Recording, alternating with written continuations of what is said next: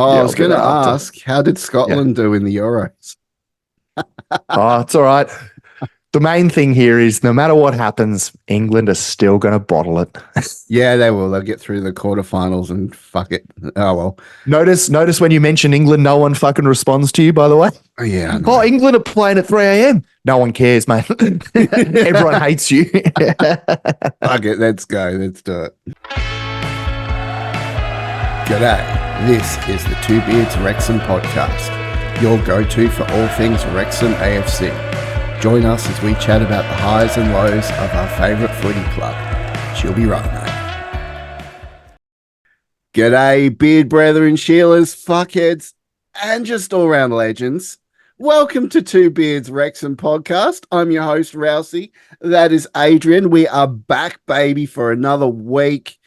Adrian, mate, you got the COVID. You're going to shoulder the weight of being sick and having to record a podcast. But yeah, mate, I feel like shit. But also, I think what it makes me feel worse. Someone asked me the other day, "What's worse, having COVID or no signings for Wrexham?" I'm still going to go with no signings for Wrexham. I'd rather have COVID for this entire year than not get a fucking scrounge of news. And I know that we're being spoiled here because last year, nothing was announced till like the week before the US tour. So technically, we're still early doors. But I would prefer to have COVID probably for the rest of my life than have this boring ass fucking nothing happening except for, you know what? We're going to use our Wrexham Twitter account to advertise fucking, what is that, Carabao Prime drink, whatever the fuck they call it. They're like, you can get a discount as an EFL club, blah, blah. Fuck off. Just give us something. oh dear, it's fucking nuts, man. Like, I'm just wanting shit to happen, but we're scraping the bottom of a barrel for content, but we actually got some good content today. We've got a guest, and as you know, your boy Rousey here, I know Adrian does too, but here at Two Beards, we actually support all the other content creators for Wrexham. We're very big on it because it gets Wrexham's eyes out into the public. So we're actually bringing another podcaster / streamer onto the podcast today. So hang around for that after the break. He's a great bloke. You're going to have a good laugh with him. Adrian's never met him before. He's met me when I've been, I'd say, rather up in the clouds. How do I put it? This is Rousey's other pod. This is like, it's his pod on the side. It's his mistress. Side chick. And he waits till I fall asleep to sneak out and get on the chuff. And yeah, I keep telling you got to lock the door. I don't lock the door. I'm going to get out. Yeah, no, it's fair enough. It's my bad. But look, at the end of the day, I'm actually really excited because I've always wanted to chat with our next guest, and I've been getting FOMO whenever I wake up and I see Rousey's been on their pod. I'm like, fuck. I should have stayed up an extra hour. Fuck, So I'm very excited to get to chat with him. But Adrian, get your list ready, boy, because we've got to get a housekeeping out of the way. That is, right, guys, milk, eggs. No, wrong list. Fuck, sorry. Not the one with the dildo on either, right? Oh, that one as well. The other okay, list. That's all right. Anyway, guys, right. twobeardsmedia.com if you wish to get access to us or to our Patreon program, which we call our fuckheads. We love those guys. It's a tier membership of $5 a month. Gets you access to our fans only Discord, gets you discount off our merch store, which we have just fixed or in the process of fixing. It'll be fixed by the time this is up. And gets you discounts, giveaways in the Discord, and a shout out on the pod every week, which we're about to do. It's a great program to be a part of. Links will be in the description down below. twobeardsmedia.com/shop. Get your hands on that tidy merch. But we do have to get our shout outs out the way before we can welcome our guest. So, Adrian, Who have we got? Who are we saying thank you to today? We're saying thank you to our Lord and Saviors, the executive producers of this pod. So we're very lucky to have the program that we do. We have Tiers, as been mentioned. He's already done the rundown of it. But when we have our fuckheads, we also have our fuckheads plus, Executive fuckheads. and then we have our Ultras. fuckhead ultras. So for our fuckhead ultras, we've got Sarah, Jake, Anthony, Welsh Techie, and Bryant. I'm just going to emphasize that one. My autocorrect corrected it to Brian in this list still, no matter how many times I've adjusted it. So good times. Good old Bazza. Anywho, good old Bazza. And then for our fuckheads plus Dan, we love you, mate. Appreciate it. And our fuckheads in general, Aaron, Andy, Will, Chris, John, Anthony R, Deandra, Mark, and Drew, Rousey, Adrian. That's the list. Oh, and Ryan, I think I've mentioned already, but just in case I didn't, And you Jake. get 2 shout outs. You're lovely. I said Jake, you fuck. But I appreciate you all. And now look, just another big shout out to this fuckhead program's grown massively to the point where we do more work probably for the fuckheads than we probably do for the pod. And that's to say, that says a lot considering what gets put in for this podcast. So we appreciate you guys, and we're excited to have the merch store back up and running again, which should be up and running right now. So if you want to buy stuff, go fucking nuts. You can pay PayPal in 4 payments if you want now. You can do PayPal, you can do Afterpay, you can do credit card. You know what? You can even give us your left testicle. It's all up for grabs. All right. Well, let's get on to our guest. All right. We got a guest. He's sitting there waiting patiently. So we're going to get on to our guest of the week. And it's none other than the local pundit. What a legend of a bloke. Let's say hello to him after the ad break. Let's go. Woo!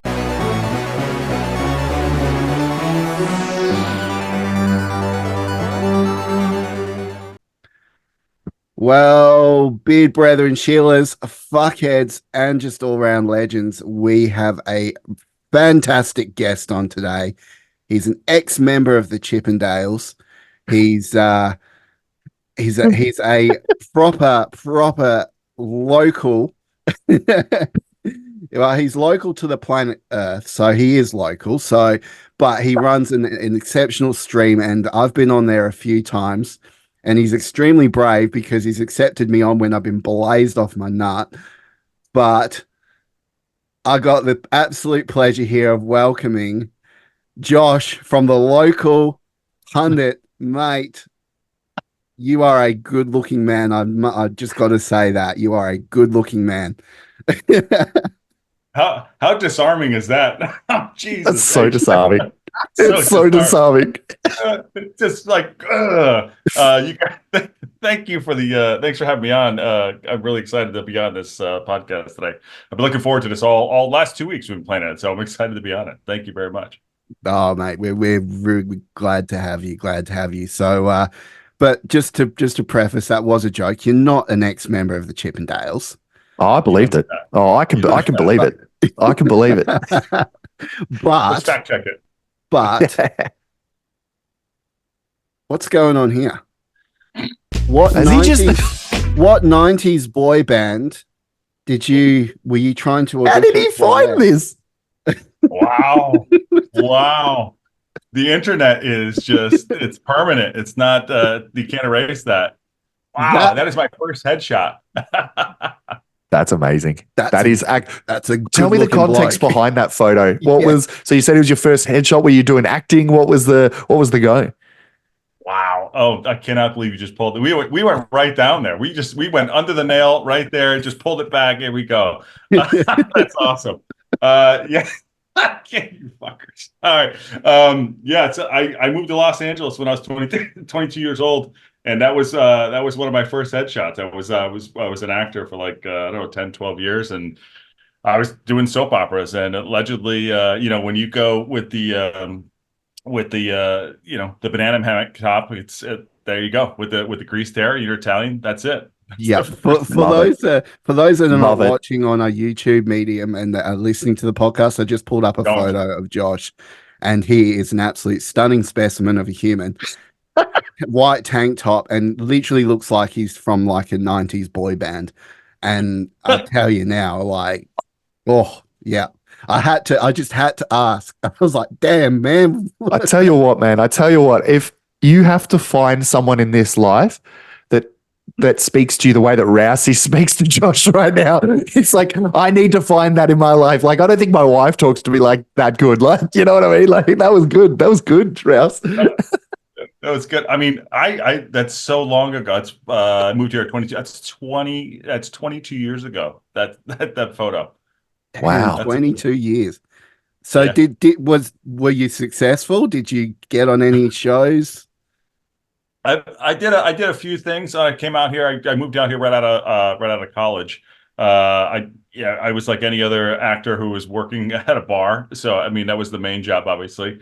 But I got some shows. I got on like Passions and some what you guys would call like Home and Away, I guess, things like that. Successful is a term that I probably would not use coming out here as an actor for sure. Well, I mean, I remember Passions because they got that little dude on there that looks like you could punt a field goal with, but he's, Mhm. oh, I mean, I watched that show a little bit, like not religiously, like it was like in the afternoons when we would come home from school. Shut up, Adrian, I can see you. He's like, I don't watch it religiously. And I'm like, mate, you have this guy's face on a fucking lunchbox. Do not lie to me.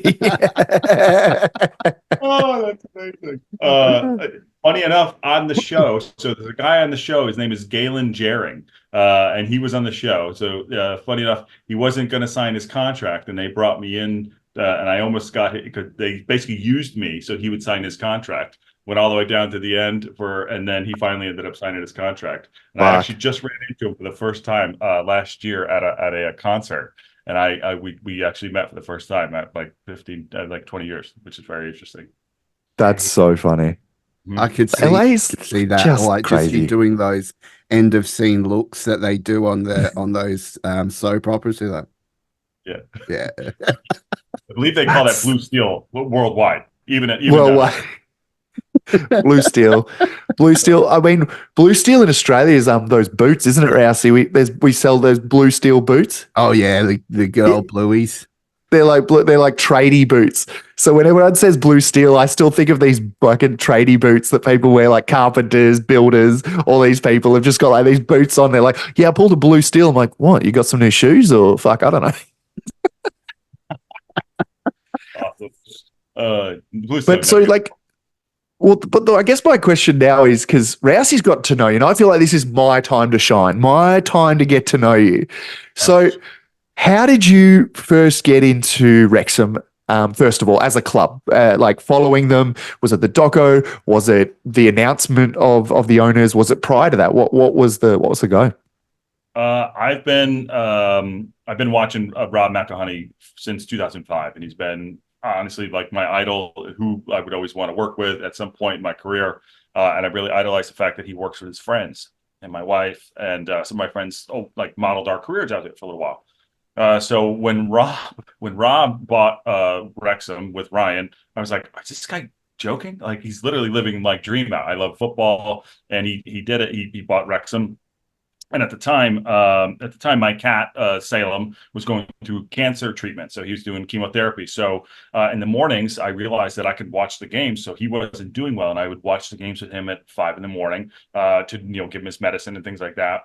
So, but I, once Rob bought it, that's how it started. And then I started getting really into the games and watching the games. And I was like, I should do a watch along, and so I would sit there with my cat Salem, and we'd watch the games together. And that's how it all started. And my wife was like, well, if you're wasting all this time in the morning, don't waste it. Go and do it. Go and actually, put something out there. And I was so reluctant to get back and kind of get it from the camera. And that's how I got all started. But you just dive right in. The documentary is beautiful. I think the stories are amazing, especially this season. I think people have not liked it because they're telling all the stories, but I think it's amazing. So yeah, long and short, I just fell in love with it. That 360 all in. I gotta admit, I mean, because those Love watch alongs, they're very interesting concept of media, because essentially at the end of the day, you're watching some dude or some girl or they, them, or whatever you're going to call them.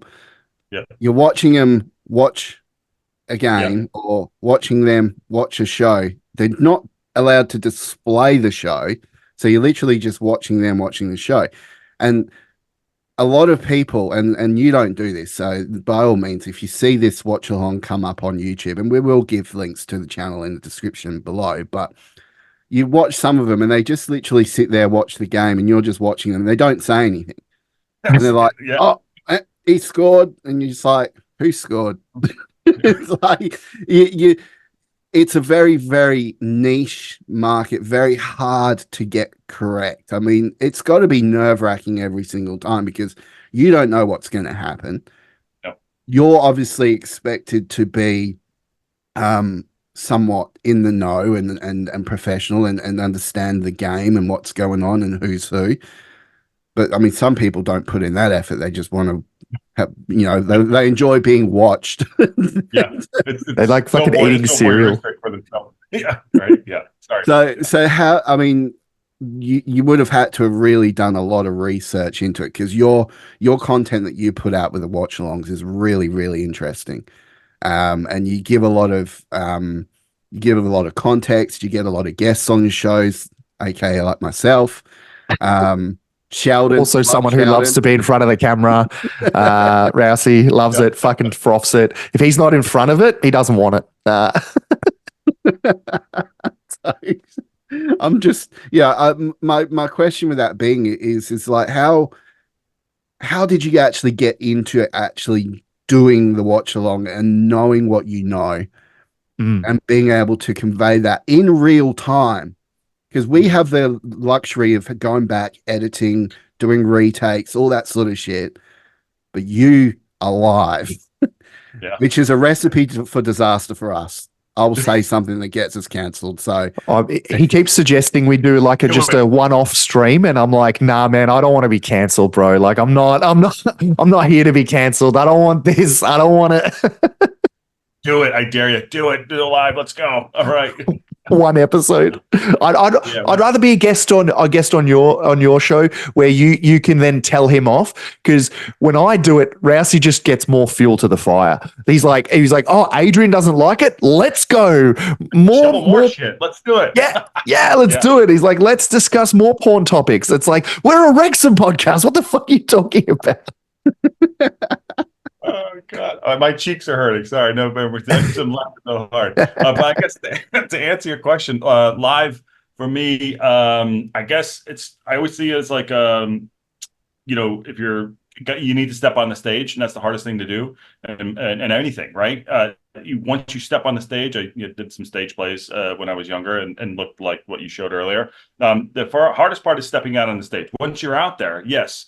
It's, you don't know where it's going to go. And I kind of like that. If it's scripted, then I feel like it's scripted. So I like to be on my toes. And that's kind of how I kind of go about it. But to answer your point, like the research that I do, I'm already against it because I'm an American. Okay. Everyone doesn't respect an American that loves football. Right.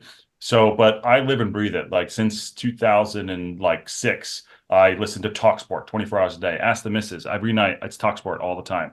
And so I just like it. It's just a certain part of my life that it's part of it. I just made football a part of my life. So, but I like being live rather than recorded. I just think it's more natural. Just my opinion. So, but if I get canceled, I get canceled. We'll see. Rousey's going to then just announce at the end of this podcast, we're now going live, boys and girls. And it's like, shit. Yeah. I'm literally going to have to get him to sign a waiver that says I'm not a part of this. Like, take my face off of the fucking background, just cover it up and then remove me. One beard and the other guy. There you go. Yeah, that's it. One beard and the not legally obligated. That's what we should be calling it. But I got to say though, so this last season, I mean, look, there's literally been nothing Wrexham like for the last 2. Like we should have taken our 2-week break, like now. Yeah, we fucked up. we really fucked that one up. So, I mean, the fact that you've got, you got your things like you do the watch along with the documentary as well. And you've got you do your watch along with all the other. There's like other football events. I think you're doing watch along with Euros. Is that correct? Yeah, tomorrow. Yeah, we're doing the watch along tomorrow. We have a couple today, actually, too. Yeah. That's amazing. Which match are you watching tomorrow? England is Hey. Yeah. Boo. Gross. Fucking disgusting. Well, how did Scotland do, Adrian? Hey, mate, and I've said this and I'll say it again. At the end of the day, England will bottle it and all will be restored. I got to admit, I watched Scotland versus Germany, and I was actually, the way Scotland, the fans, they carry themselves with such humor and gusto. It's just it's really interesting to watch, but they kind of looked out of depth against Germany. Oh, bro, of course. They of course. really were out of the depth against Germany, and I felt kind of bad for them for that, because like they've got so much weight on this, and they got a big contingency of fans over in Germany at the moment, and for that to 200,000, man. 200,000 Scottish people have travelled over. They're saying over there, that's the projected total of 200,000 Scottish people. Can you imagine how much that is? Like an eighth of the population. It is cooked. It's like so many people have gone across. And look, I'm Australian, but my mum born in Scotland. I always have to represent Scotland and Australia, so that's my heritage. It's who I am. But it's so funny because when we play things like play against Germany, Scotland plays Germany. No shit, we're going to get spanked. They are one of the best in the world.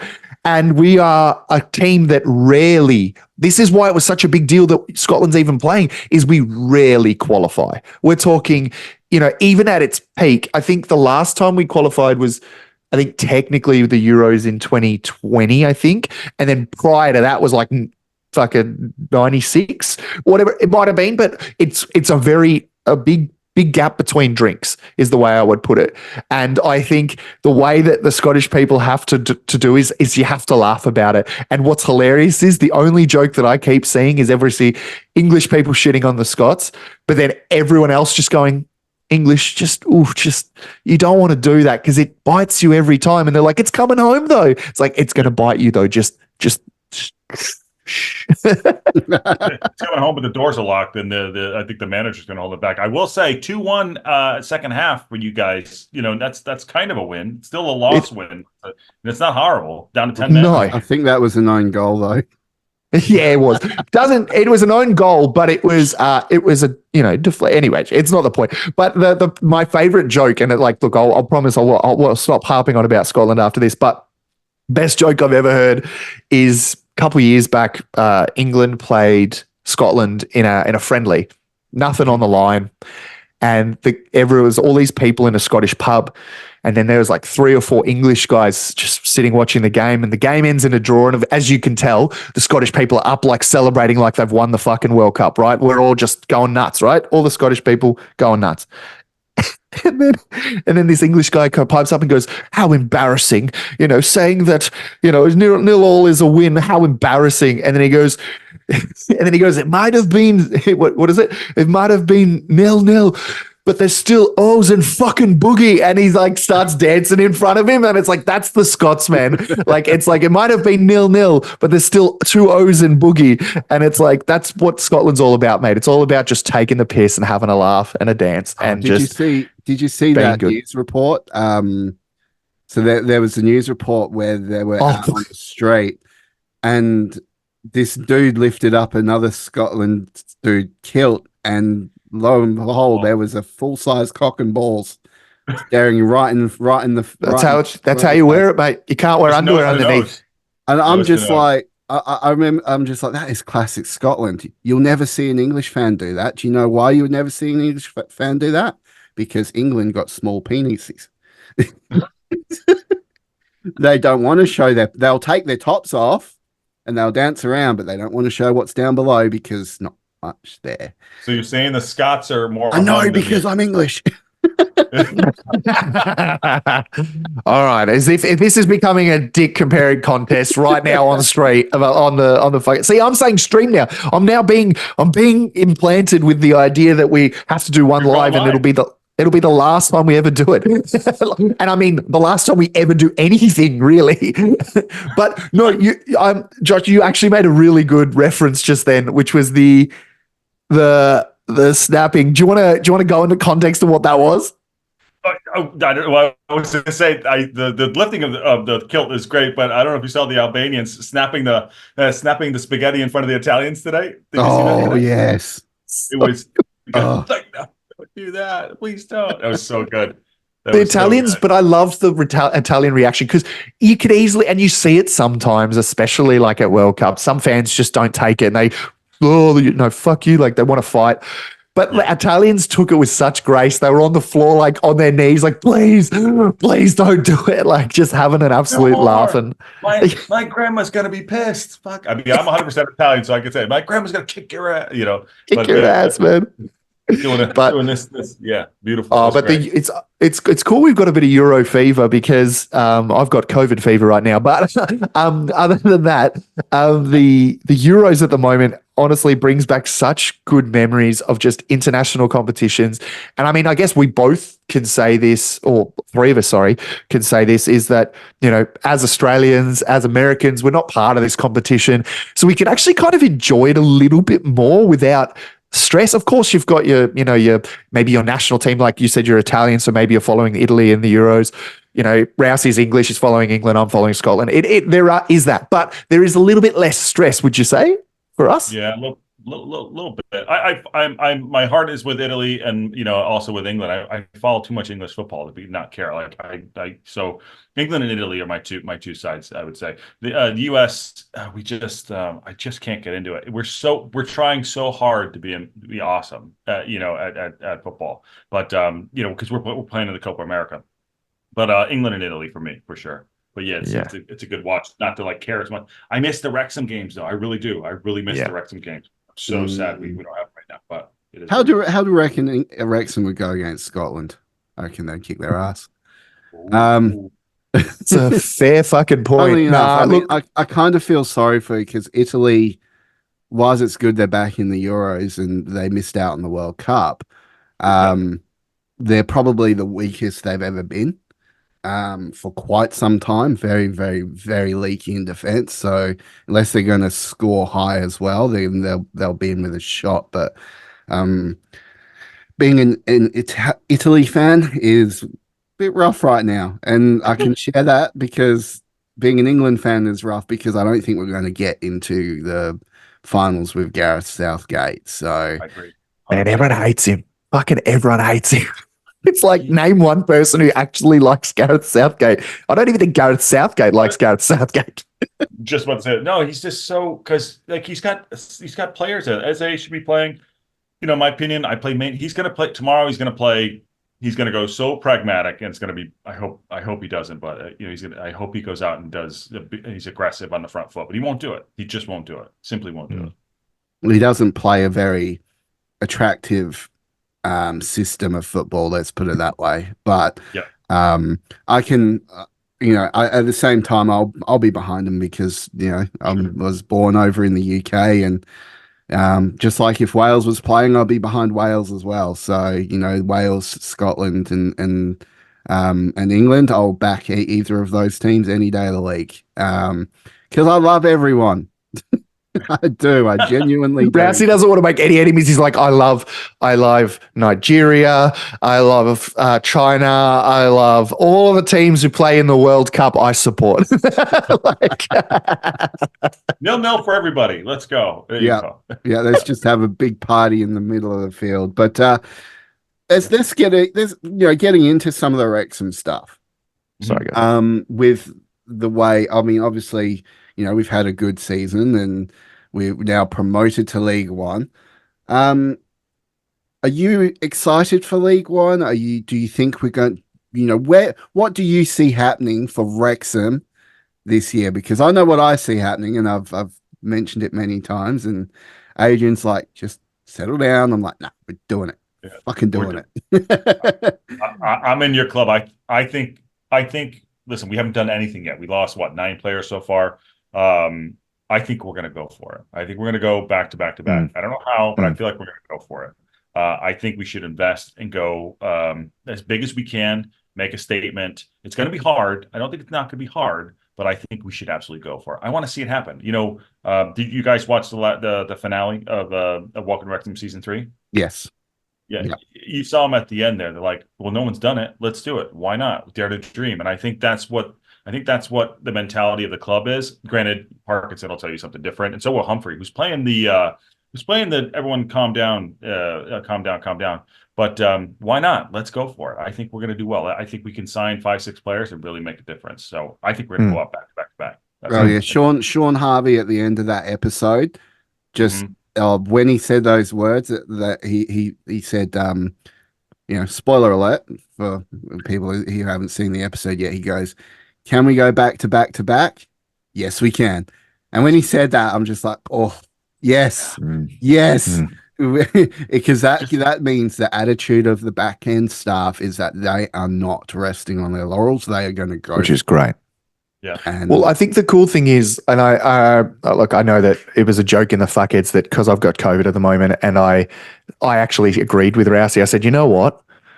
I think Rousey, I've had the time to think about it, and I've been saying to settle down, mainly because I don't want receipts being pulled, being like, yeah, you fucking cooked it, sucked in. But I think you're right.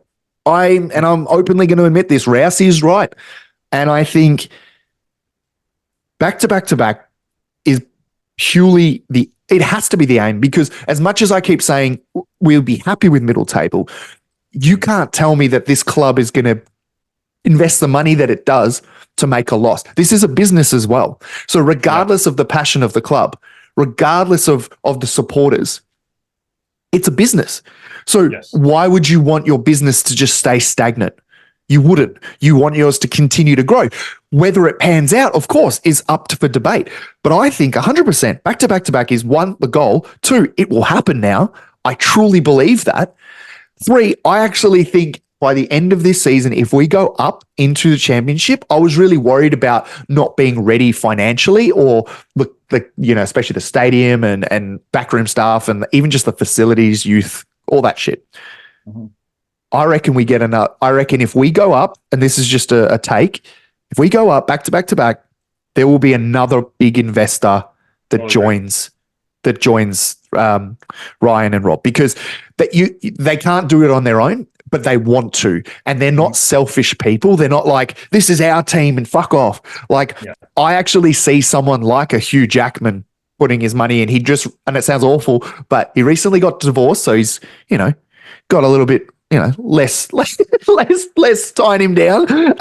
But I'm just saying that as a married man. I'm just making a joke. But Hugh Jackman would definitely would probably get involved. But I'm not just talking about actors. The fact that they've done the deal with Alpine, and they've made friends there. And let's be honest, Alpine's doing shithouse. They didn't do it for the money in Alpine. They did it for the connections.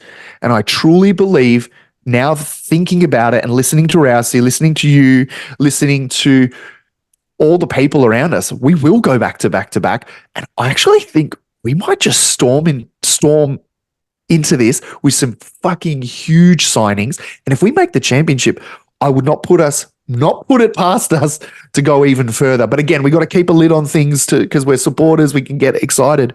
But I don't think I've been this excited for a Wrexham side since following them since right now, because this is excitement. I think we're going big with the signings, and that's why we haven't heard anything. Because if we start giving away stuff and giving away who we're signing too early, then it's going to cause the other clubs to react. And I have a feeling that we're going big with these signings. I mean, did you see that Rolls Royce that was outside, the picture of the Rolls Royce that was outside the Stoke Kairos? I did. I saw that. I was like, who's there? Just dropping by. Who's in there? Yeah, you never know. Dudes of Rolls Royces, and that was a Phantom too, rocking up. I mean, there's some dudes with some serious money getting involved now, and I seriously think they're onto stuff. They're probably looking. I mean, I still reckon they're looking at maybe ex-academy players or players on the fringes of the Premier League. Then maybe trying to pull from that, rather than, because every season or every signing so far has been 2 leagues above. two leagues above now is the Premier League. So, Right. if they're trying to continue that and get in 5 or 6 players that are on the fringes of the Premier League or maybe the upper end of the Championship, then so be. I mean, I see loads of rumors going around. Not one of them has been announced or confirmed or paid off. Not one. Not one. So It's all BS. Nah. there is something going on, and I honestly think we're keeping quiet for a reason, and that is purely for the fact that we are in fact going big. We are planning on going for a real serious run, and you never know, when we rock up in November 2025, we'll be watching Wrexham in the Championship. Yeah. That is the dream, bro. The only leak so-and-so leak is like, I don't know if you heard Rob on TalkSport I think it was last week when he was doing the things with the Phillies. He's like, yeah, we're talking to AO. Like, I think AO is going to come. I think that's going to happen. I think we're going to have a couple marquee signings. I was saying it this morning when I was doing a watch along this morning.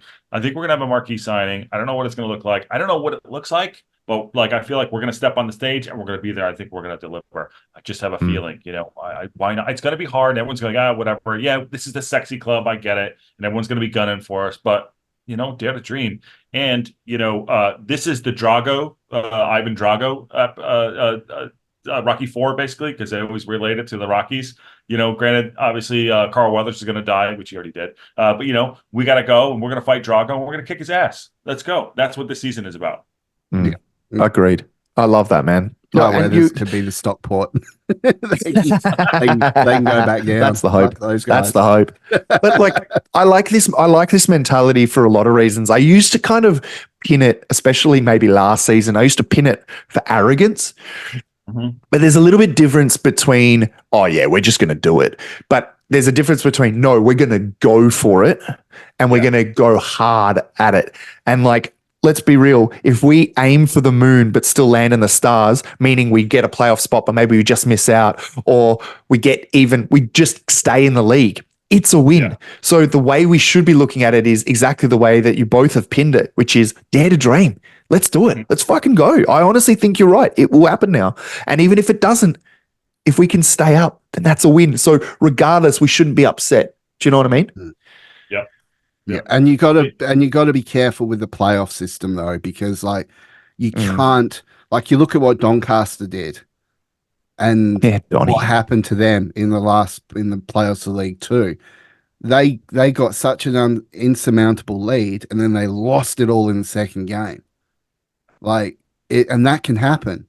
So the playoffs, it just goes to show they're not a foregone conclusion.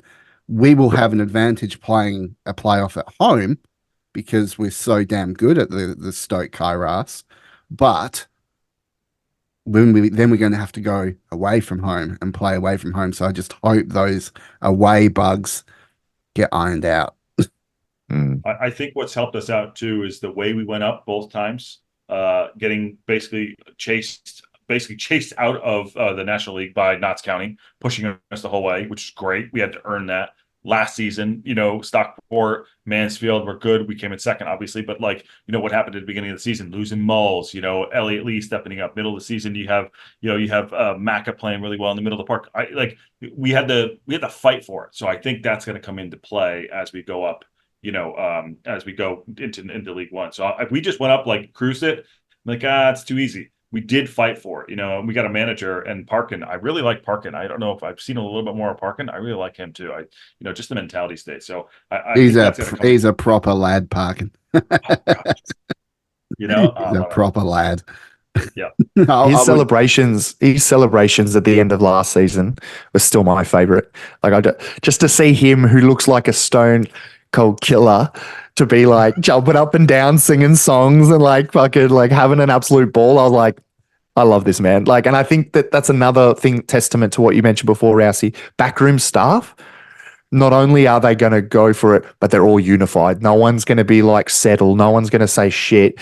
Yes, they might say that externally to quell fucking reporters, but they're not going to do that indoors. Indoors, they're going to fully believe that this is possible. And yeah, you both have got me excited. Everyone's going to just assume that I've just turned. I'm in now. I'm all in on this. Like, obviously, I'm all in on Wrexham, but I always try to keep a level head and try to you know what it is? You don't want to get your hopes up because you get hurt a little bit. You're like, oh, but you know what? That's the point of following a football club. It's what point of following of football in general. And last season I said, we'll make the playoffs. I didn't think, we'll make automatic promotion, but I don't think we'll win it. Yes, okay, that panned out.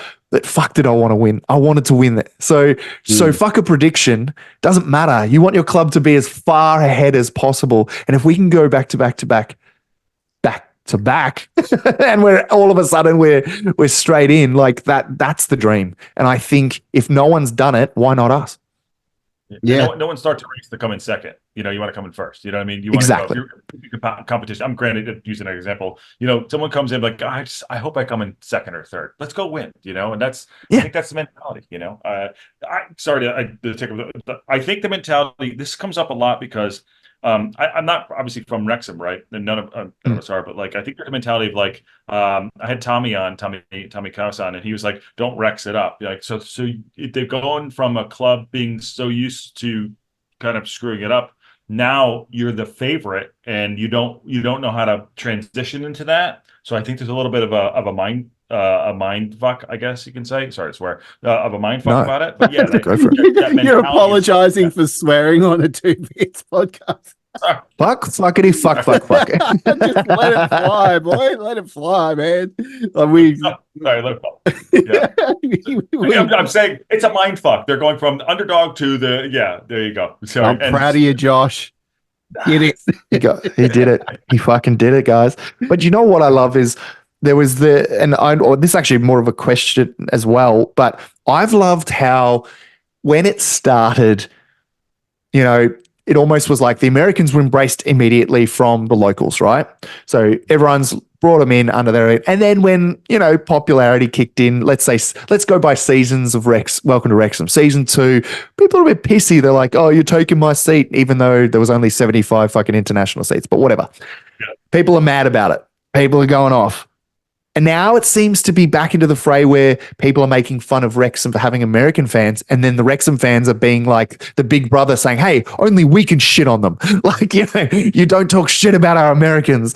And how have you felt the reception from the locals? Yeah, they are. It's like, I don't know how they feel about me, but I've met a lot of people doing the show for the last, year and a half. They've all been very nice to me. I've met some people, Stace, Matt Al, people like that. I've actually given my ticket to somebody to go to a game that I had there. I think everyone's embracing it, but I think it's, I wasn't, I think as an American, they're always like, what's he doing here in general? But I think they're embracing it a little bit more. I also think there's like, do you have to pass kind of a test, like a sniff test a little bit too? But listen, it's a popular thing. People love it. I met Wayne last year, and I interviewed him, which was really nice. And I met Humphrey, and they were very open and welcoming. And they were in San Diego, so I would say I think that I think it's a case by case basis, but most of the people are very, very friendly. So they can kick me out if they ever want to. I'm sure. I don't. But I like that. I like that response. We get the same sort of feel like when we first started out, we kind of like, we feel like, almost like imposter syndrome, but then we were embraced and the community grew. It's a worldwide community, and we got fuckheads from Aruba to the US. Aaron, who you'll know, he's been on your show as well, talking trade a few times. He's a fuckhead. And we love Aaron. He's a hoot in the chat. He loves a good debate. By the way, congrats on success to you guys. I'm very happy for what you guys are doing. So congrats, and may well continue for you both. That's awesome.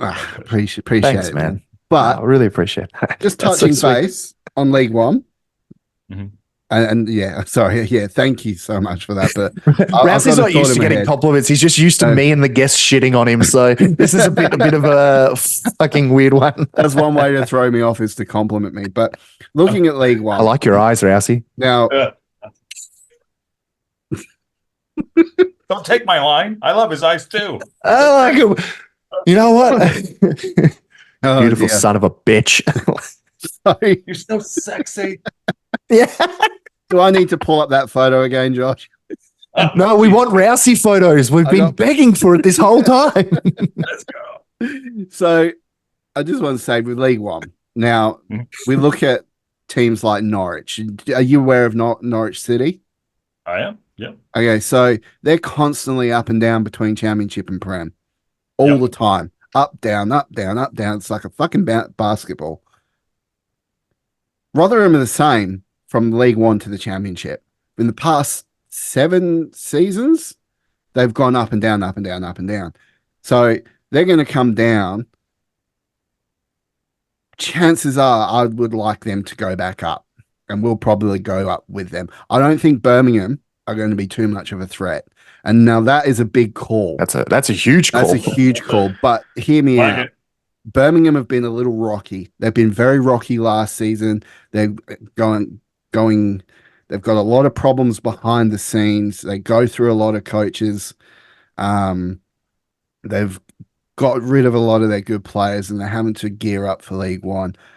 Something in me just says that Birmingham, even though they're a big club and they've got a lot of fans and a big stadium and all that, I don't see them actually being too much of a threat, and I reckon they won't beat us. You know how that Purely for that build-up's going to fact. come? Sorry, you know that build-up's going to come? You know who owns Birmingham? What's that? Brady. Tom Brady. Tom Oh, Brady. They're going to bill it as that. You know, that's the big fight. Oh, Tom Brady versus Rob and Ryan. You know, that's the build-up. But you're right. They've come down. They're a big club, but you know, I think you're right. I mean, there's going to be some battles, and they will have money. Rotherham's already spent what they bought a bunch of players that Aaron. Speaking of Aaron, already like put out there. Aaron, stop putting players out there, Aaron. You know, Yeah. Stop giving options to people. shout out to him for sure. But you know, Rotherham will be ready to go back up. But the Birmingham, we'll see. Portsmouth went up as well. They're not in there. Yeah, they did. Reading is in there with us. There's some big clubs, but we just need to have good signings to go battle against them. But they're going to build that Birmingham match. Tom Brady versus Robin Ryan. That's what they're going to build. Yeah. And 100% they will. Yeah. And I think the funniest thing is, like, because of the doco and because obviously Wrexham was purchased first by Robin Ryan before Brady got involved with Birmingham, is that you're going to see, like, you know, even like, so JJ Watt with Burnley, and then and I know they're not in our league at the moment, but that is going to be another thing that pops up. And you're right, it's just going to be this, like, especially for the doco, it's just going to be, get Tom Brady on, get JJ Watt on, we're going to interview them when we play them, and blah, blah, blah, blah. And that the only thing that makes me mad about it is we'll still be the ones who are the most hated. Like, it doesn't matter what happens. They're going to be like, oh, look, Brady's, see, they're American too. And they'll be like, nah, fuck you, Hollywood. Like, you know, that's what will happen. Yeah, and Tom Brady, you know, Tom Brady's speech the other day, he's like, life's got to be hard, you know. So, you know, he's got a good following behind him with like working hard in football. But yeah, we'll be the ones that are like, well, screw you, Wrexham, for sure, because of Hollywood, for sure. Yeah. I mean, look, I know we mention Wrexham hate because we're Wrexham fans and we see the hate, but I just want to settle the hate down a little bit, because this is English Football Sure. League. This happens all the time. This would happen if you're bloody Birmingham or bloody Forest Green Rovers. You know, you're going to get fans from opposing sides digging at you all the time. And we're just probably not used to that, because we came from an area where we were really not that good to now being like the big fish.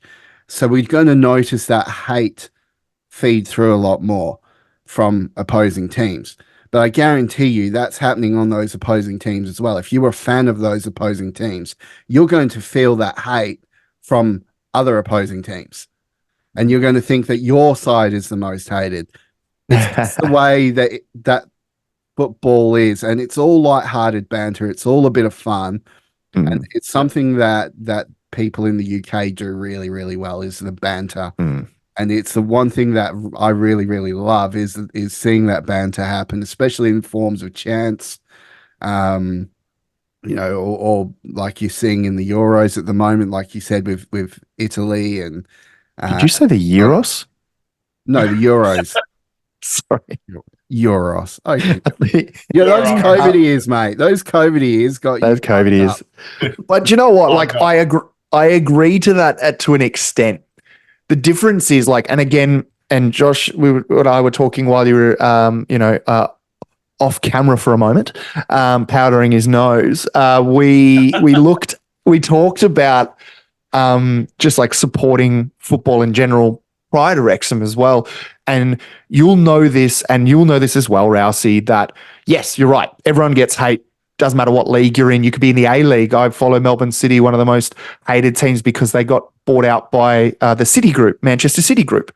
So they're always going to get hated because even though there's a salary cap and that money can't do shit in this league, doesn't matter. It's who you're affiliated with. And I think Wrexham's got that probably slightly, if not worse, than any other team in the EFL for the fact that the BBC love to jerk us off. Like, I swear to God, if I see one more article that's clickbait, I'm going to lose it because that's what's pissing people off. It's pissing me off. I follow Wrexham and it's pissing me off. Like, I can't imagine what the locals are feeling, going, we just want to fucking play and be hated for what we do on the pitch, not because of some article that they've gone, is Arthur Okonkwo going to sign? And then it's just a fucking photo of Ryan Reynolds. Got nothing to do with him. Like, it's pissed. That's what they're not. That's what the EFL is not used to, is the glitz and glamour of Hollywood literally masking the club, so that you can't see anything else behind it other than Ryan. Do you know what I mean?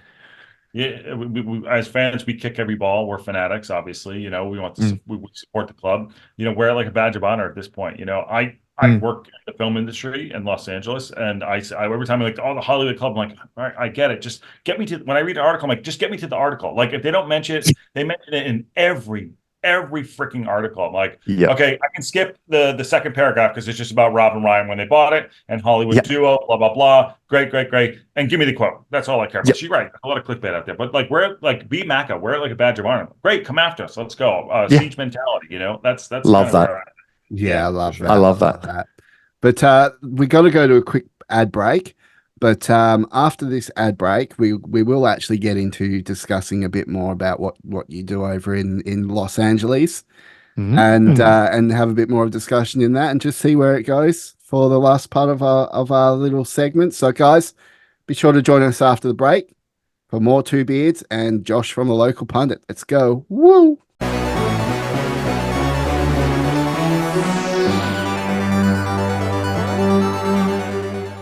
And welcome back to the Two Beards Wrexham Podcast with Josh from the Local Pundit.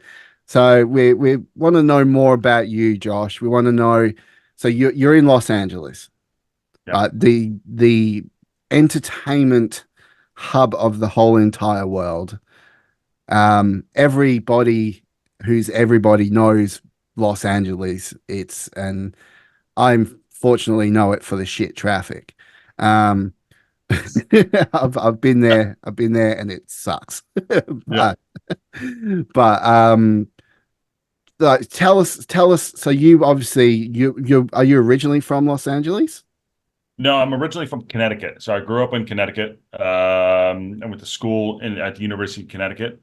And then I graduated at 22. And as soon as I graduated, a month later, I moved out here with my girlfriend at the time. That didn't last long. She left after a couple weeks. And so I've been here since I've been 22 years old. Yeah. Wow. So, and you obviously moved out to LA. You've spoken about you auditioned for a few soap operas or anything like that. But what are you doing these days alongside your Local Pundit stuff? These days, so I've been in the film industry on the finance side, working in production, and then independently producing, and then working in sales as well for software sales for entertainment payroll. But I've always maintained having a production company. Recently, I just lost my gig, so that's been fun, and I'm launching my own production company at the same time while writing and still continuing to produce at the time. Nothing's coming yet, but yeah, that's what I do. So trying to figure it out. I'm in a transition phase right now, so for the better or worse, I'm moving forward. So that's where we're at. Any notable shows you might have worked on? Nothing you guys would probably know. I think the only thing that you guys might, and I made a movie with Drew Barrymore called Happy Camp, that I Oh made yeah. in 2014. But most of my days now, it's just trying to launch this production company and writing, and trying to find some way to move forward. At 44 years old, when you get punched in the face and you're like, oh, you don't have a job anymore, you got to figure it out. Obviously, I love being creative, and you have those days where you're like, oh, shoot, what am I going to do? So, I think you got to get up off the mat, and that's kind of where I'm at right now. So it's a bit of a transition phase, but it'll be good. But I've been writing a script and just kind of get things out on my own. So yeah. Oh, nice. Nice. That's So it's awesome. like, is it like a movie script or a theater script, or like what do you specialize in one area or another? I've written a couple. Actually, I've written a couple of pilots. Made a couple pilots. One called Used, one called Used. Another one called Bush League, that we're trying to get sold. It's about a indoor soccer club in the 1980s. And what else? I wrote one. Write a lot on spec. I like true stories. So, Mm. for example, one of them is called Jabroni. All right. It's about a boxer in the mid 80s. You guys know what a jabroni is, but I like true stories about true people, and I like doing things like that because there's something to draw fun from. In fact, the disaster, the mining disaster, it's something that's drawn to me too, and I'm looking into that. And Wrexham, I want to take a look at that as well. Maybe doing a documentary on that or something if I'm allowed to. So yeah, things like that. That's really cool, Damn. man. Nice. I think the best thing about you just said is like something that just lit a fire in me just listening to you was just like I recently, well, not that recent now, but like 3 or 4 months ago, lost my job and then had to find other employment. And it was the first time I'd ever lost a job. So it was a bit of a tailspin. And so when you're like, you just had to get up off the mat, like I was like, damn, man, like that. And like you're a creative person because and I think a lot of people, and I guess it's outside of LA, I did a film and television degree and all of my mates ended up not working in Australian film because the scene here is quite small unless you were working on Pirates of the Caribbean when they filmed in Queensland, or unless you worked on, though you just weren't, you were working in post-production houses like that. Like only one of my mates out of my graduated class still works in film, and he worked on like color grading for Aquaman. Like he was like that. Yeah. That's just, like the coolest thing out of that lot. But I think it's purely on that attitude that a lot of people went, it's not working out, including myself, and went, I'll go down another field because I'm good at talking or I'm good at this and whatever. I'll just do that. And it's not a creative outlet. But what you've done, and it sounds like you have done for however long you've been in LA, you've kept that creative drive going regardless of any setbacks. What kind of keeps you motivated to continue the dream? I guess at this point right now, I would say, what keeps you motivated? Like we talked before, like you don't want to be second. You want to keep moving forward. And again, I think for me, it's like just I didn't move here and move away from my family to not be successful. And granted, success is looked at in different ways. You'll have setbacks and here and there, and granted, there are dark days. There's no doubt there's dark days. But what keeps you motivated is just, I guess you got to find it in yourself to do that. When about 2008 or 2009, I knew the acting wasn't going to work out. I was like, oh, this isn't going to happen. I was like, well, fuck it. What am I going to do? So I wrote a show and I made it, and that was the only way. And that's what, again, Rob has been my idol since 2005. And he's like, the best advice, if you want to make something or be in something or produce something, go make it. It's so easy. We have a phone right here. It's 4K. Go and make it. Write something, put yourself in something.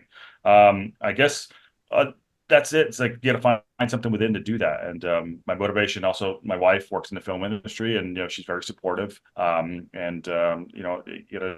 gotta kind of look within, and I guess that's the only thing you can do every day. And it's not easy. Trust me, every day it's not easy. No, I mean you hear. Ah, I mean, I hear loads of stories of people going to LA and they end up just waitressing or with an OnlyFans or Mhm. on a And stripper's sometimes pole those are somewhere. successful people too. Yeah, exactly. yeah. That'll be me on the stripper's pole if I Mhm. went there. No, but I think I mean, I do. Me personally, one of my favorite movies of all time has to do with around actual things that happened or real events that happened. I really enjoy watching those type of movies, and one of my favorite movies of all time happens to be Remember the Titans, Yes. which is a great movie. If you haven't seen it, I recommend you do watch it because it is around a true story around a very volatile time in America. Yeah. About has to do a lot with racial segregation and how they're bringing up a football team that has just been, you know, conjoined with the African American race and obviously the white race that's over there. And it was in was it Alabama?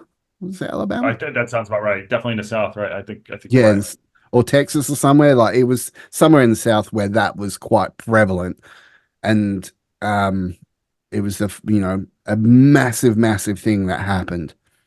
And what Virginia. gets Virginia? Yeah, Virginia. There we go. So the Titans. Remember the Titans. I mean, you see these really good feeling shows, and I can't help but sort of put Wrexham in that category. Yep. Because of the story that Wrexham as a town slash city actually gives off. It is so all engrossing. And we talk a lot about the locals and the stories behind the locals and that, but when you look at the Wrexham as a whole and the Wrexham team and everything that has gone on, I mean, that's a hell of a story in itself that you could write a movie about, but lo and behold, they wrote a documentary. Yeah. So, yeah, so I just think, what you said before about, real life events that actually happen, you know, people, and then obviously, I don't even know where I'm fucking going with this thought. It's just kind of. Have you got COVID, mate? No, I'm just. Did I give you COVID? Like, is this because that is exactly what I've been doing all week? I'll be talking to my wife in the kitchen exactly the same way. Like, have you seen the movie Remember the Titans? It was about these people in Virginia, and like it was just exactly the same trail off. Hey, it's one of those moments where it like sounds good in your head, and you're like, "Yeah, I'll go on that train of thought." I was into it. I was there. I don't know what you're. I was gripped. About. I was all in. Gripped. Fuck. To your point, though, Wrexham is a beautiful story, and if you watch this season of Welcome to Wrexham, the story of Lily Jones, the story of Oliver, the photographer who I interviewed. I was like, I saw him, and I was like, I want to hear more of his story, and I had him on. We talked to him a bit, but I think real stories, are fantastic. There's so many stories that even Robin Reinerson, there's so many stories they can tell within the town, And for me, I'm just kind of drawn to that myself. I love nostalgia. I love just finding great things telling other people's stories. My stories, whatever. It is what it is. But I love telling it. I think what they're doing with Welcome to Wrexham and introducing all these other, I hate to call them characters because they're real people. I think they're beautiful. I think there's really something to it. So I know I'm drawn to that. I like that you said that a lot because the biggest thing for me watching it was, and there was a bit of people who were like, where was Annette in season 2? Where was Sean, even though he was there, a little bit, whoever it might be, who needs to be a part of it more. But the reason I love it is that it doesn't need that. The next season, you're getting a completely new player.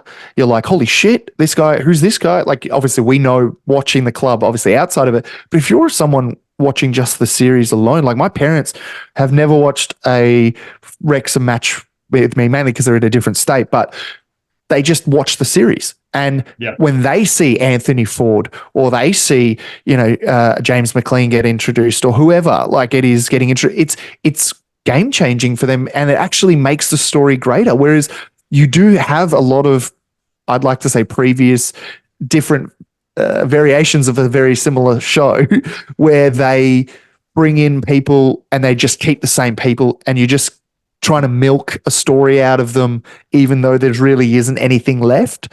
Like we'd already told Annette Gardner's story, and I shout out to her as well. I love her. She's a amazing human. One of the first people who embraced me on Twitter when I made my first Wrexham account or whatever. Great lady. My point is, her story was told. So moving on to the next season, it was great to see her in flashes, but you didn't see another sit-down story with her because we had told that story. That chapter is finished. Would you agree that that's kind of where Welcome to Wrexham's is headed, is that they're trying to make sure that they're not just covering the same people for the sake of it? I think they've said it a couple of times. I do agree with you 100%. And like you're talking about the theater things, Art Massey, those things like that. You know, they're creating like a 360 view of the town. It's not like football's the glue. You know, that is the glue. Obviously, the town or football is the glue. The town is like, you know, the big globe. And there's so many stories to tell in there.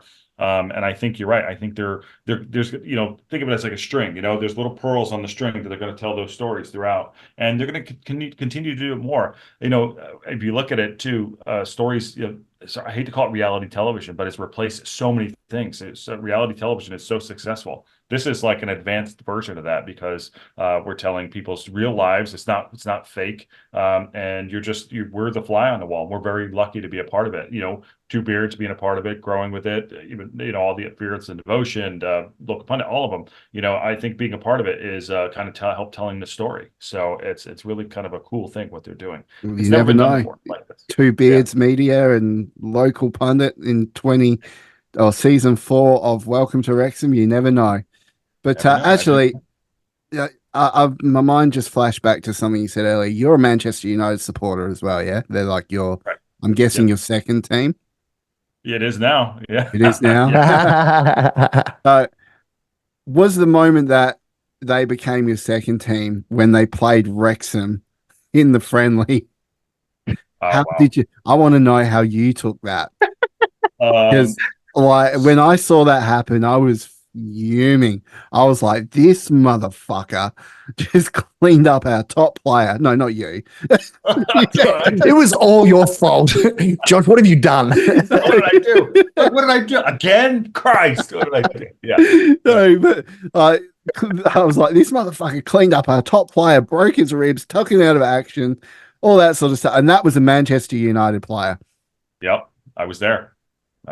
You were okay. All right. Let's go down this rabbit hole. All right, here we go. All right, so how much time we have? I'll backtrack real quick. Go for it. Go for it.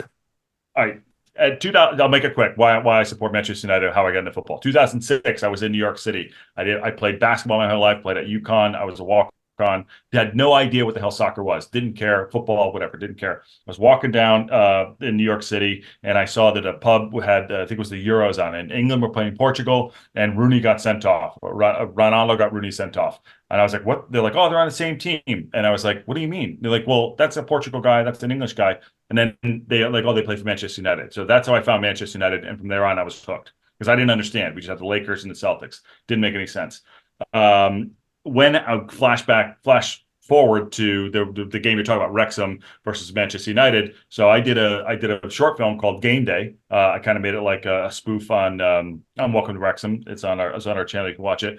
But I was like 20 yards away from when he hit him, and I heard his breath go out. I was like, holy crap. I was like, that was amazing how hard he hit him. And he went into him full-blooded for sure.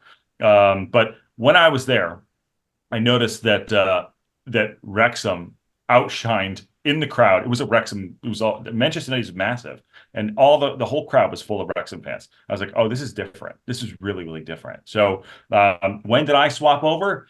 I wake up every morning at 5 o'clock, 4 o'clock, and I watch these games religiously. And I made it to the point where it's like it's really important, and I feel like my heart is in it. I watch Manchester United. I'm like, it's like, you know, a big club, and it's sexy for, you know, global, but there's no passion to it anymore. And I just got passionate, and I go back, and this is the truth.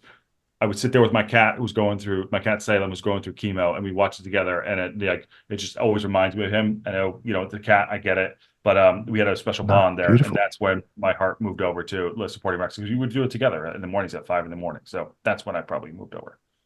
Yeah, I love that, man. That's so sweet. But I think so many people, and I give Rousey a bit of stick for it because of his whole Coventry vibe. But I mean, I'm no better. I mean, I'm a Celtic, Glasgow Celtic fan. since birth. And it was the same exact kind of story. It was, I would get up and I'd watch, a 2-horse race between Celtic and Rangers, and it gets quite fucking boring.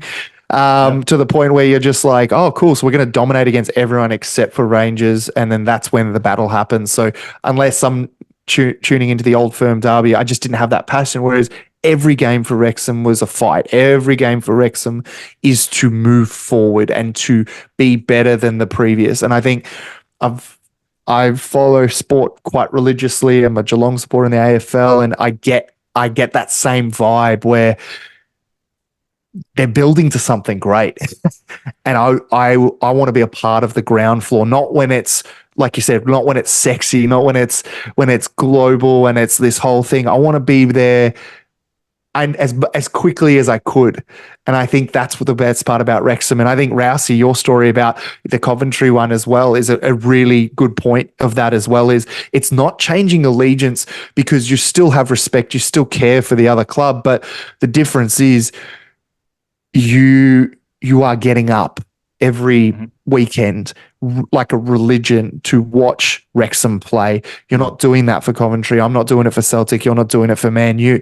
These are things that change who you are as a supporter, and it doesn't make you any less of a fan, because if at the end of the day, if you're having to give something else up, I actually almost call it almost as passionate, not more, but as passionate as someone who's been born into it, because you have to make that hard call of, am I going to invest my time and my life into continuing to follow this football club? And Rousey, let's be honest, you made that call when you messaged me and said, hey, let's do a podcast. Do you know what I mean? Like, that's another call that you have to make. Same with you with Local Pundit. Like, you have to make the call and say, do I really care this much to talk about it week in, week out and not get bored of it? And I don't know about you, but I've never been bored of it for a minute, because this club is incredible. It's nothing like I've ever experienced. And I'm sure it's the same for the both of you. Yeah. I think, look, being obviously from Coventry, in England or anywhere in the UK, you normally support your local team first, or the team that is closest to you. So it's very different. Like, my story, obviously, because I moved out to Australia when I was 6 years old, which is why I don't have much of an English accent. But you still have that expectation. If you were born in Coventry, you support Coventry. If you're born in Manchester, you support Manchester City or United. You take your pick. If you're born in Leeds, you support Leeds. All that sort of stuff. The only caveat of that is Wimbledon, but we won't go there with the MK Dons, a bunch of cunts. So there, what I was saying is that expectations there that I should be a diehard Coventry supporter, but I never was. Like, I watched them, I supported them, but not to the extent where it consumed me. It consumed my everyday life. Wrexham did that. And that's when I had to just say, right, because for quite some time the Coventry side of me was like, no, I'm English. I've got to support Coventry. I'm not jumping ship. I got to support Coventry. And for some time of that, I was in denial, but I wasn't paying attention to Coventry. I was paying attention to Wrexham, and it just grew and grew and grew, and then to this point where we obviously run this. So, it is very, like, as you say, it is there's some similarities there, but from an English perspective, it's very different, because to a lot of Coventry supporters, I'm going to, especially when we go into the championship and we have to face them, I'm going to be the traitor, because I'm the Coventry boy supporting Wrexham. I'm going to get fucking reamed for it, and I totally expect it. I actually can't wait, to be honest. Do that one live for sure. But yeah, I mean, you're not changing your stripes. It's part of who you are, part of your DNA and makeup. And no one should define, like who, this is what you love. It is what it is. No one, you can't fall in love with who you fall in love with, and this is what happened. And like, like I said earlier, you guys have a podcast. You dedicate your time. You're away from your friends and family to do it, and it's great. So hey, long may it continue, and hopefully we can go against Coventry next year in the championship. There are 2 years to do that. Oof, yeah, how about that? Assuming Coventry don't go up to the Premier League, they're on the cusp. They're right there. I'm not confident, man. I'm just giving you shit. I think you're right. Adrian, I think do you know Coventry just signed an Australian player? Yeah. Yeah. No. That's COVID, yes. COVID, yes. Coventry's got an Australian player. Yeah, I know. It's the guy from, like, remember I messaged you an article and I was like, he played in the A-League. And you were like, yeah, I know. And I was like, cool. And then nothing ever happened after that conversation. Like, there you go. Leave that one there. Sure. I literally sent him a screenshot and I just said, your mate. Like, this is your friend. Like, this is your friend who's playing for Coventry because he's an Aussie. And he's like, and he was like, yeah, I know. I'm like, cool. And then nothing happened. I think, I know who it is because Aaron brought it up on the show. And the next day he signed. He's an Aussie. He's like, oh, he should come to Wrexham. And the next day he's like, what, 22, 23 years old? Yeah, things like Ruben. Something or other. He's It wasn't Bacchus, was it? That sounds right. Because I just remember Chris Bacchus, Rob's best friend. I think it is Bacchus. That sounds Coventry. Right. I'm going to write good player, Bacchus. A very good player. Because I think he's the one who used to play for Western Sydney, and then he played for Melbourne City at very, very, very, very short time. Coventry City sign. This is how we do things on the Two Beards podcast with absolute professionalism. It's called Google. Look it up. There he is. We got him. Yeah. Oh, fucked if I know. You know what? Let's just go with. Oh no, was that that's Rafael announced we've agreed to sign Rafael Borges Rodriguez. Yes, him. He's a big signing for them. Yeah, Borges Rodriguez played for MacArthur. Yeah. Perfect. And he signed with Coventry on a 4-year deal. And I think Bacchus or whatever went to Portsmouth.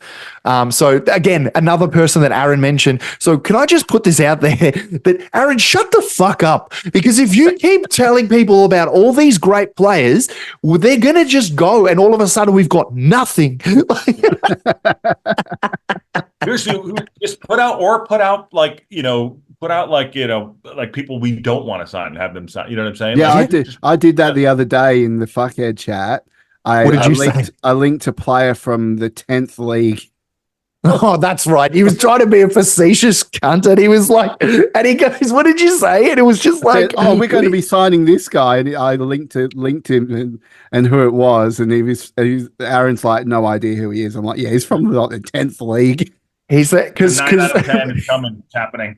Is happening now. It's been thrown into the universe. But I mean, it's like anything, right? Like you made a very good point earlier on in the episode, and it's almost a full circle coming towards the end. But we are going to make these big signings. And I think what's hilarious is we're naming these, and I'm not saying they're nobodies. They're definitely great players in their own right, but they're lesser known people.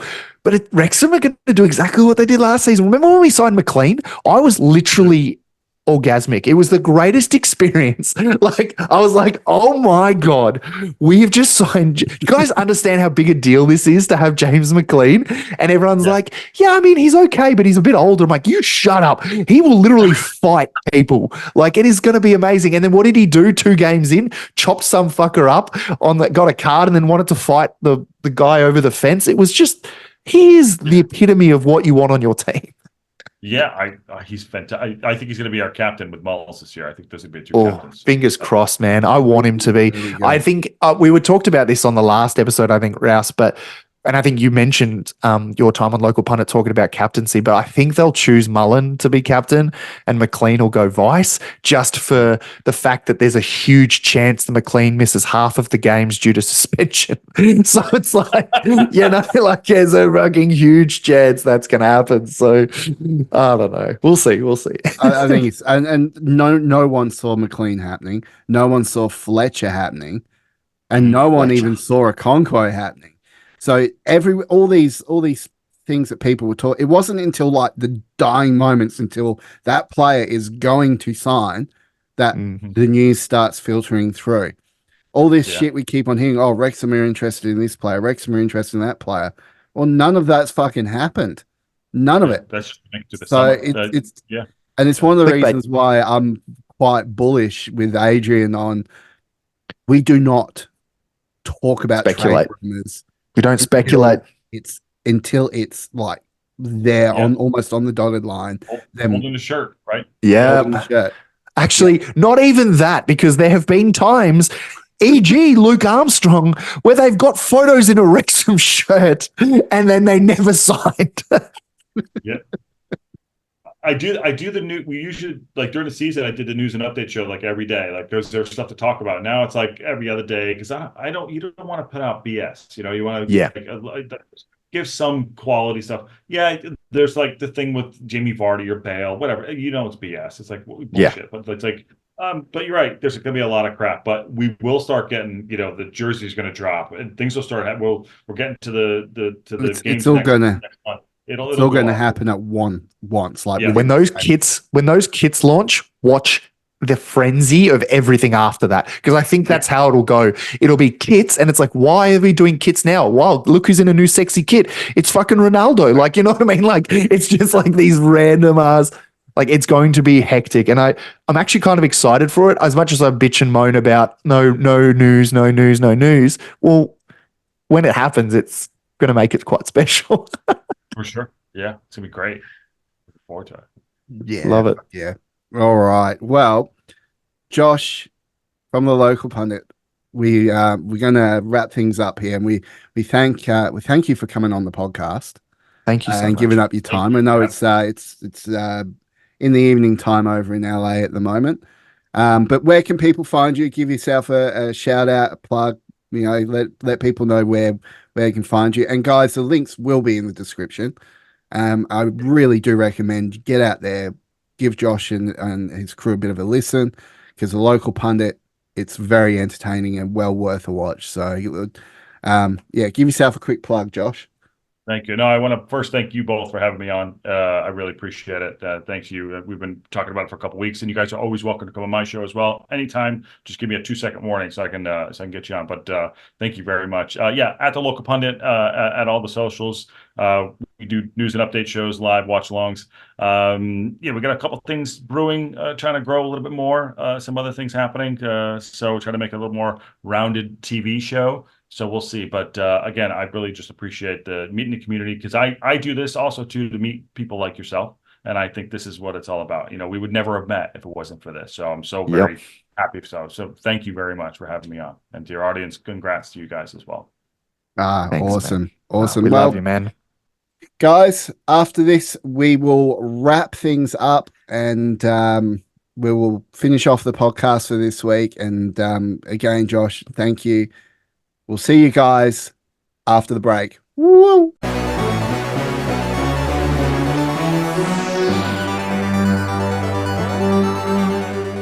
Well, that is it for another week. That was Josh from the Local Pundit. What a great guy. Love that bloke. What a man. So guys, go give him some love. He gives out some good content. So by all means, head over there, give him some love. Links will be in the description down below. But mate, there's not much to talk about Wrexham wise this whole podcast. We're really scraping the bottom of the barrel, but I think that's going to make it sweeter for when it actually does happen, and we get some good signings, and we're just like a big fuck you to the rest of the league. It's like, honestly, mate, I couldn't agree more. I think it's going to be a slow build up right now, and we're just hoping and praying that we get to that euphoria of actually signing someone, the kit's releasing, I know it's little things, but it's those hits of dopamine that you're just like, oh shit, yeah, like let's go. And then you get more excited for the season. And then, all of a sudden we'll be in the US, not us specifically, but the games in the US, we'll be watching that. It's only a few weeks away. So we only have to stumble through the next couple of weeks. And then next week, we're going to just do a special on balding. It's going to be good. And then after that, it's, which fart smells worse, mine or Rouse's, and we go on a bit of a debate there. So, yeah, it should be fun. Yeah, we stay tuned for that, where we will sniff our own farts. That's it. Gotta say, I'm pretty sure that's what our podcast is. Yeah, I don't know what it is with that. Like, I can't stand other people's smells, but my own, I'm just like, oh yeah. Just What like lining it up like like a line of fart. Just like, yeah, fuck yeah. Oh, let's do this. Like, you know, You're like I just, lying in bed at night, and you let one go, and you're like, oh yeah, fuck it, I'll just pull the sheets up over myself. And I don't know if I'm doing that, mate. Like, I definitely think, yeah, I'm like, that's a good one. I'm not like, let it be my oxygen for the next 30 seconds. Like, you know, like that's not my vibe, but I get where you're going from though. But I think this is the content that you can enjoy whilst Wrexham does nothing. yes, But let's have a look here. But I will just say, mate, it was absolutely fun. It was a heap of fun. And I'm just keen as a bean to get on to next week. yes, that's right. So, will we have another guest next week? Stay tuned to find out. Probably not. We probably like to guest. Stay tuned to find out, but probably not. No one likes us. Fuck that. Like, yeah, okay, fair enough. We like to do guest us. We try and maybe rotate that going through the upcoming episodes until the season starts, and then it'll be just us and the odd guest splattered in between. But well, these are the keys. I'm going to take them and take this pod elsewhere. We'll go and take this one for a ride, because that's an absolute wrap on this one today, I reckon, mate. You've outdone yourself with our guest. He's an absolute legend, and I'm very, very excited to call Local Pundit my friend as I throw the keys for this pod over to my wife, and that was my way of saying I needed to pass my keys to my wife. Anyways. all right, beard brethren, shillers, fuckheads, and just all around legends. Become a fuckhead. Links in the description down below. Oh, We will see sold you it. next week on the Two Beards Wrexham Podcast. Let's fucking go. Woo!